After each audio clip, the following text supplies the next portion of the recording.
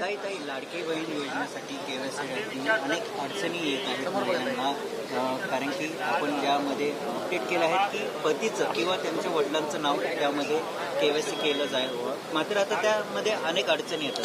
हे साधारणपणे रोज 4 ते 5 लाख महिलांचं केवायसीची प्रक्रिया ही साईटवर पूर्ण होत आहे. साधारणपणे 1 कोटीपेक्षा जास्ती महिला आज बऱ्यापैकी त्यांचं केवायसीची प्रक्रिया झालेली आहे. ज्यांच्या पतीचं निधन झालेलं आहे किंवा वडिलांचं निधन झालेलं आहे किंवा डिवोर्स असतील म्हणजे एकल महिला असतील, त्यांच्यासाठी आम्ही वेबसाईटवर एक ऑप्शनच्या संदर्भातलं एक वर्किंग करत आहोत की त्यांच्या पतीचं किंवा वडिलांचं जर निधन झालं असेल तर त्यांचं डेथ सर्टिफिकेट किंवा डिवोर्स झाला असेल तर ते डिवोर्सचे पेपर्स अपलोड करण्याच्या दृष्टिकोनातून हे आम्ही तिथं ऑप्शन्स तयार करत आहोत.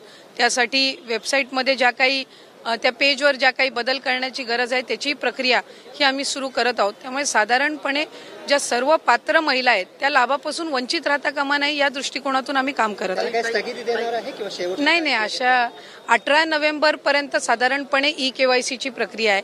त्याच्यामध्ये पण जो मधल्या कालावधीमध्ये पाऊस झाला किंवा मराठवाडा आणि पश्चिम महाराष्ट्र, काही कोकणाच्या परिसरामध्ये, उत्तर महाराष्ट्रामध्ये जी अतिवृष्टी झाली, या संबंध परिस्थितीमध्ये कायकांचे कागदपत्र त्यांना गमवावे लागले म्हणजे त्या पुराच्या परिस्थितीमध्ये.